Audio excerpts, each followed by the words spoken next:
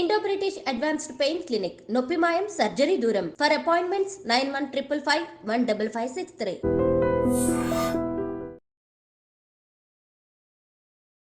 నమస్తే, నేను Kavitha. Welcome to I dream.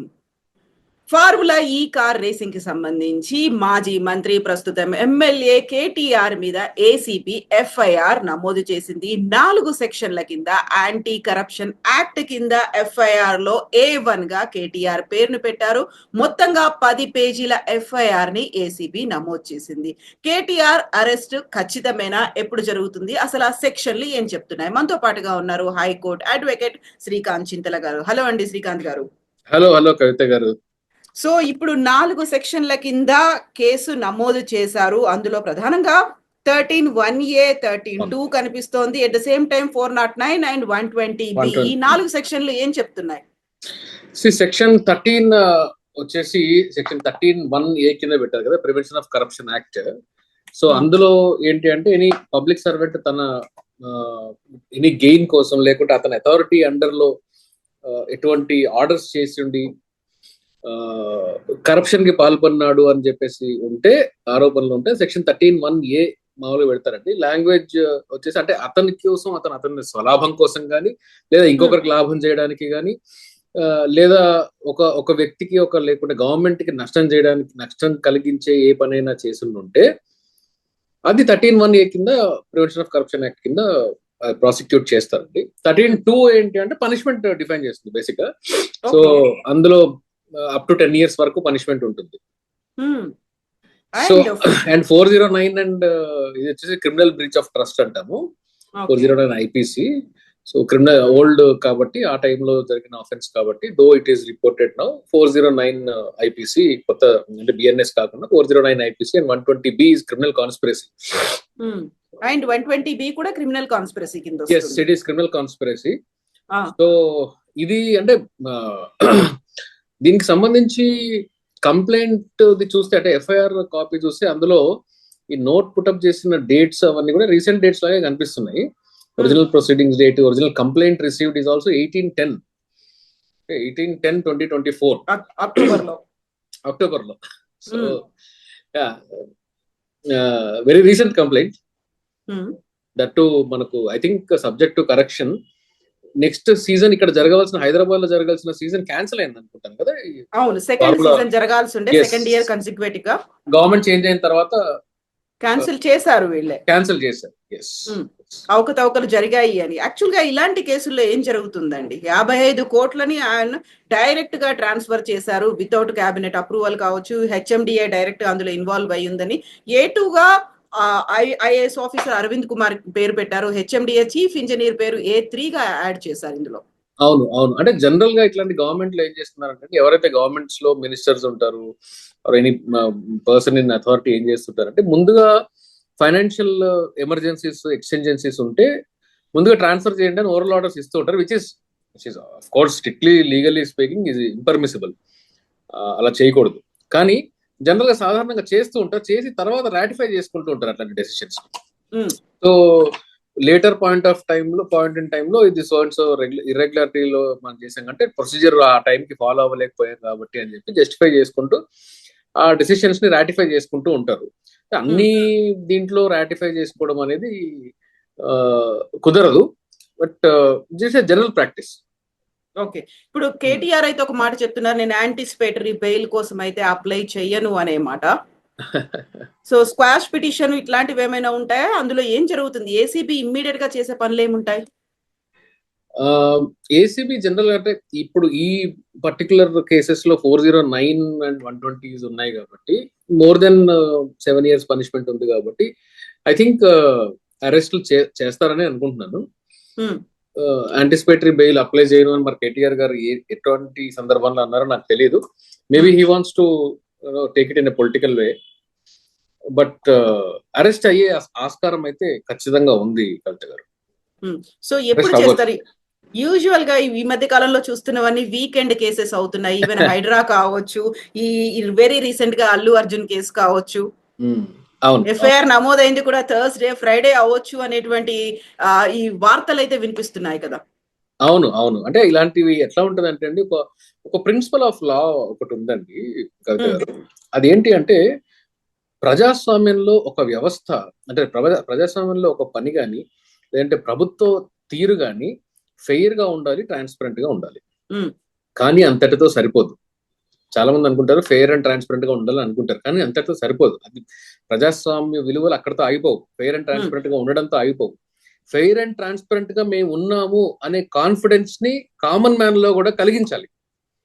Yeah ఆ కలిగించినప్పుడు మాత్రమే ఆ వారు ప్రభుత్వం వారు చేసిన చర్య గాని, చట్టం గాని, ఏదైనా గాని ఇది ఫెయిర్ అండ్ ట్రాన్స్పరెంట్ గా ఉంది అనే నమ్మకం నాలో కలిగించినప్పుడు మాత్రమే అది ప్రజాస్వామ్యం యొక్క విలువలతో కన్ఫర్మేషన్ లో ఉంటుంది. సో ఇప్పుడు ఏంటంటే మీరు అన్నది వీకెండ్ అరెస్టులు చేయడం, వీకెండ్ లో ఎఫ్ఐఆర్లు కట్టడము, వెంటనే అరెస్టులు చేసి వీకెండ్ లో బెయిల్ రాకుండా చేసేస్తాము, డిటైన్ చేస్తాము అని అనుకోవడం అనేది ఇది అంటే ప్రాపర్ సిగ్నల్స్ ఇవ్వదు అనడానికి ఛాన్స్ అయితే ఉంది ఖచ్చితంగా. ఉమ్, ఉమ్, ఎందుకంటే 20 అక్టోబర్ నెలలో ఫస్ట్ కంప్లైంట్ వచ్చింది. 208 పేజెస్ అంట, మరి అది ఏందో నా ముందు లేదు. 208 పేజెస్, ఉమ్, 208 పేజెస్ రిపోర్ట్ బేస్ చేసుకొని ఆఫ్టర్ 2 months ఒక ఎఫ్ఐఆర్ జరిగింది. ఎఫ్ఐఆర్ చేయడానికన్నా ముందు పబ్లిక్ సర్వెంట్స్ ఉన్న వాళ్ళు శాంక్షన్ తీసుకోవాలి, గవర్నమెంట్ నుంచి శాంక్షన్ తీసుకోవాలి. పైగా ప్రివెన్షన్ ఆఫ్ కరప్షన్ యాక్ట్ లో కూడా మీకు శాంక్షన్ తీసుకోవడం అనేది మ్యాండేటరీ. పర్టికులర్లీ మళ్ళా వీళ్ళు పబ్లిక్ సర్వెంట్స్ లో ఉన్నారు కాబట్టి, పబ్లిక్ రిప్రజెంటేటివ్స్ గా కూడా ఉన్నారు కాబట్టి, సిఆర్పిసి లో ప్రావిజన్స్ ఉన్నాయి. They have to seek permission. Permission లో ఏమన్నా లేట్ అయిందేమో తెలియదు మరి ప్రాసిక్యూట్ చేయడానికి. కానీ జనరల్ గా ఏంటి అంటే ఇట్లాంటివన్నీ కూడా కవిత గారు, కరప్షన్ ఎక్కడ జరిగినా కానీ ఆపి తీరాలి. కరప్షన్ ఎవరు చేసినా కానీ, ప్రభుత్వంలో ఉన్న వాళ్ళు చేసినా, ఎవరు చేసినా కానీ కరప్షన్ లో దానిలో ఎటువంటి రిలాక్సేషన్ లేదు. జైలుకి వెళ్లాల్సిందే, కామన్ మ్యాన్ లాగా అన్ని ఫేస్ చేయాల్సిందే. కానీ ఏ టైంలో చేస్తున్నాము, ఎలా చేస్తున్నాము అనే విధానాన్ని, ప్రభుత్వాలు తీసుకునే విధానాన్ని కూడా మనము గమనించాలి. అది అది ప్రభుత్వంలో ఉండే పెద్దలు కూడా ఆలోచించాలి. లేకపోతే ఏమవుతుందంటే స్పెక్యులేషన్స్ ఎక్కువ దారి తీస్తుంది. ఎందుకంటే బహుశా ఒక వ్యక్తి కరప్షన్ చేశాడని అనుకున్నాం, అది మాజీ ముఖ్యమంత్రి గారు కావచ్చు, మాజీ ప్రధానమంత్రి గారు కావచ్చు, ప్రస్తుతం ఉన్న ప్రధానమంత్రి, ముఖ్యమంత్రి కూడా కావచ్చు. కానీ వాళ్ళు తప్పు చేశారు అనేది ఒకటైతే, ఇది పొలిటికల్ గా కక్ష తీసుకుంటున్నారా, పొలిటికల్ కేసుల్లాగా కనిపిస్తున్నాయా, పొలిటికల్ వెంజన్స్ లాగా ఉందా అనే ఆస్కారాన్ని పొలిటికల్ పార్టీస్ కానీ, గవర్నమెంట్స్ కానీ కల్పించకూడదు. అట్లాంటి చర్యలు తీసుకుంటే, ఇప్పుడు ఫర్ ఎగ్జాంపుల్ మీకు చెప్తాను,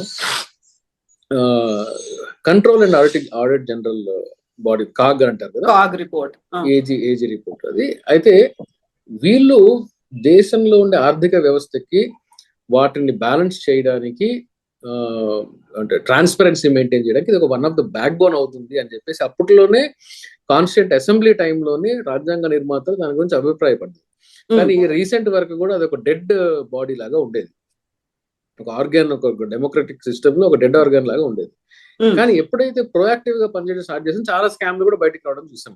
అవును, అంటే ఇండిపెండెంట్ బాడీస్ గా ఉండవలసిన ప్రభుత్వ ఎగ్జిక్యూటివ్, ప్రభుత్వ ఉద్యోగులు, వ్యవస్థలు కూడా ఇండిపెండెంట్ గా ఉండి, ప్రభుత్వంలో ఉన్న వాళ్ళు పెద్దలు తప్పు చేసినా కానీ వాళ్ళ గవర్నమెంట్ లో ఉన్న వాళ్ళ మీద కూడా వాళ్ళు చర్యలు తీసుకోవాలి. There are provisions, there are enough laws, ఆ చట్టాలు ఉన్నాయి. ప్రభుత్వం మారిన తర్వాత నేను గత ప్రభుత్వాలు చేసిన దాని మీద చర్యలు తీసుకుంటున్నాను అనేటప్పుడు ఖచ్చితంగా అందరూ కూడా ఇది వీకెండ్ ఎఫ్ఐఆర్ అని, వీకెండ్ అరెస్ట్ అని అనుకునే ఛాన్స్ అయితే ఖచ్చితంగా ఉంటుంది. ఎగ్జాక్ట్లీ, ఖచ్చితంగా ఉంటుంది. కానీ దానికి కాంట్రిబ్యూట్ చేసేది కూడా ఈ విధానం, వీళ్ళు అడాప్ట్ చేసుకునే విధానం మాత్రమే. కాకపోతే ఇలాంటి డౌట్లు వస్తాయి కాబట్టి పక్కాగా ప్రొసీజర్ ప్రకారం మేము ముందుకెళ్తున్నాము అన్నట్టుగా ప్రజాప్రతినిధి కాబట్టి గవర్నర్ దగ్గర నుంచి ఒక గ్రీన్ సిగ్నల్ కూడా తీసుకున్నారు. ఆ తర్వాతే కేబినెట్ నిర్ణయం తీసుకుంది, ఆ తర్వాత ఏసీబీకి అప్పగించారు. ఏసీబీ ఇప్పుడు ఎఫ్ఐఆర్. కరెక్ట్, గవర్నర్ నుంచి పర్మిషన్ తీసుకోవాలి. శాంక్షన్ లేనిదే ఈ కేసులో ప్రాసిక్యూట్ చేయడానికి వీల్లేదు. ఇన్ఫాక్ట్ ప్రాసిక్యూషన్ లెవెల్, ప్రిలిమినరీ ఎంక్వైరీకి శాంక్షన్ ఏం అక్కర్లేదు, ప్రాసిక్యూషన్ లెవెల్లో కావాలి. సో గవర్నర్ అసెంట్ తీసుకోవడం, గవర్నర్ శాంక్షన్ తీసుకోవడం అనేది మ్యాండేటరీ ప్రొసీజర్ కాబట్టి అది ఫాలో అయ్యి తీరాలి. And prevention of corruption act లో కూడా సెక్షన్ 17 ఒకటి ఉంటుంది. Even according to that also వీళ్ళు దే ఆర్ డ్యూటీ బౌండ్, ఏ లెవెల్ ఆఫీసర్ చేయాలి అనే దాని మీద ప్రొసీజర్ ఉంటుంది. ఆ ప్రొసీజరల్ ల్యాబ్స్ నాకు తెలిసి ఈ 2 నెలల గ్యాప్ కూడా వచ్చింది కాబట్టి ప్రిలిమినరీ రిపోర్ట్ నుంచి ఇప్పుడు దాకా, అక్టోబర్ నుంచి ఇప్పుడు దాకా ఐఎమ్ అజ్యూమింగ్ దట్ ప్రొసీజర్ కూడా ఫాలో అయ్యే ఉండుంటారు అని అనుకుంటున్నాను. ఎందుకంటే నేను మొత్తం ఇంకా డీటెయిల్డ్ గా చదవలేదు, ఆ 10 pages ఎఫ్ఐఆర్ ఏదో ఉంది. ప్రొసీజర్ ఫాలో అయ్యి ఉంటారని అనుకున్నాను. సో ప్రొసీజర్ ఫాలో అయ్యి ఉంటారు కాబట్టి మరి యాంటిసిపేటరీ బెయిల్ వేసుకున్నా, క్వాష్ పిటిషన్లు వేసుకున్నా ఇమీడియట్ రిలీఫ్ రాకుండా ఉండడానికి ఆస్కారం ఎక్కువ ఉండే ఛాన్స్ కనబడుతుంది. అయితే ఇప్పుడు యాంటిసిపేటరీ బెయిల్ కోసం నేను వెళ్ళను అన్నప్పుడు కూడా అక్కడ స్టేషన్ బెయిల్ కానీ లేకపోతే మనం మొన్న చూసినటువంటి ఇంటరిమ్ బెయిల్ కానీ ఇలాంటివి ఏమైనా ఉంటాయా? అంటే అనే వెరీ ఫన్నీ నోట్ అండి, నేను వాట్సాప్ లో బాగా సర్క్యులేట్ అవుతుంది. అదేంటి అంటే mister Allu Arjun got arrested in the afternoon. High court grants lunch motion in the afternoon. Evening he got arrested. Next day morning he was released in a quash petition. So justice works in India. From India lo న్యాయం పనిచేస్తుంది. It is just that you have to be rich అని, మీరు ధనవంతులు అయి ఉండాలి అంతే, అంతేగా న్యాయం మాత్రం పనిచేస్తుంది. న్యాయం సత్వర న్యాయం కూడా అందుతుంది ఇండియాలో, మీరు ధనవంతులుగా ఉండాలి దానికి అని చెప్పేసి ఒక సార్కాస్టిక్ గా ఒక వాట్సాప్ లో బాగా వైరల్ అవుతుంది మెసేజ్ చూస్తా. సో ఈ కేసులో మరి కేటీఆర్ గారు ఎలాంటి స్టెప్ తీసుకుంటారు, గవర్నమెంట్ దాన్ని ఎంత ఎఫెక్టివ్ గా అడ్డుకుంటుంది అనేది చూద్దాం. ప్రొసీజరల్ ల్యాబ్స్ నాకు ప్రైమ్ ఆఫీసే ప్రొసీజరల్ ల్యాబ్స్ కనిపించట్లేదు కాబట్టి కొంచెం టఫ్ కాల్ గా ఉండే ఛాన్సెస్ మాత్రం ఖచ్చితంగా ఉన్నాయి. అరెస్ట్ అవ్వడానికి కూడా ఛాన్సెస్ మాత్రం ఖచ్చితంగా ఉన్నాయి. సో ఇప్పుడు కేటీఆర్ కూడా అరెస్ట్ కోసం రెడీగా ఉన్నట్టుగా చెప్తున్నారు. హ్యాపీగా అరెస్ట్ అవుతారు, నేను లోపలికి వెళ్తాను, యోగా చేసుకుంటాను, ఫిట్ అండ్ ఫైన్ గా బయటకు వస్తాను, పాదయాత్రలు కూడా చేస్తాను అనే మాట. పర్లేదండి, అంటే జైలుకి వెళ్ళిన వాళ్ళు సీఎంలు అవుతున్న చరిత్ర మనకు సౌత్ ఇండియాలో బాగా ఈ మధ్య ట్రెండ్ అవుతుంది. జైలుకి వెళ్ళడం తర్వాత సీఎం అవడం. కేటీఆర్ గారికి కూడా అలాంటి ఆస్పిరేషన్ ఏమైనా ఉందేమో. సో ఇప్పుడు పెట్టినటువంటి ఈ 10 పేజీల ఎఫ్ఐఆర్ లో 4 సెక్షన్లు అంటే ఖచ్చితంగా వాటన్నిటిని ఒక పక్కాగానే ఫిక్స్ చేశారు, పక్కాగానే ఉన్నాయి కాబట్టి 7 నుంచి 10 ఏళ్ళు. అంటే ప్రివెన్షన్ ఆఫ్ కరప్షన్ లో 4 to 10 years ఉంటుందండి. ఐపీసీ 409 వాటిలో 10 years వరకు ఉంటుంది. కాబట్టి అంటే మాక్సిమం 10 years జైలు శిక్ష పడే ఛాన్స్, అంటే అన్ని ప్రొవిజన్స్ కలిపి కూడా maximum 10 years. 13(2) is also 10 years అనుకుంటారు. Subject to correction, it is 10 years. Okay, అయితే ఇక్కడ మాత్రం బీఆర్ఎస్ వైపు నుంచి కేటీఆర్ చెప్తున్నటువంటి ఒక మాట, ఇది ఒక ఫ్రేమ్డ్, ఒక ఫ్యాబ్రికేటెడ్ కేసుగా చెప్తున్నారు. ఒక అబద్ధపు కేసులో కక్షపూరితంగా ఇరికించేటువంటి కుట్ర జరుగుతోంది, ప్రయత్నం చేస్తున్నారు అనే మాట.